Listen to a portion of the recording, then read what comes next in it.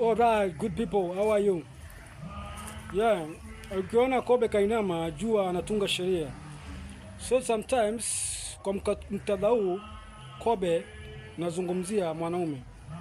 Wakati ukiona mwanaume amekaa chini ametulia, mpe ample time. Mpe nafasi. Sometimes we need time for meditation with our spirits. With our God. Ndio tuweze kufikiria mengi. Tunajenga tukibomoa, tunajenga tukibomoa mpaka mwishowe tunapata suluhisho. Unaona? So sometimes ukiona your man ametulia, umpe time. That's how we are created. Unajua saa zingine akili zetu bado hufanya kazi hata zaidi ya kompyuta. Zinafanya kazi sana. So ukiona mtu amenyamaza ametulia peke yake, ana medi, mpe nafasi. Anahitaji huo muda aweze kufikiria mambo yake, kujenga mambo yake. So usianze kuinterfere na akili yake ama na mawazo yake. Mpe time, usione kama anafikiria eti mpango wa kando ama wanawake wengine. No. Sisi waume tuko hivyo bana. We need time.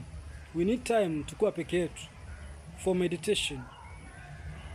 Maana tunafaa tufanye mambo mengi na akili zetu zafanya kazi sana.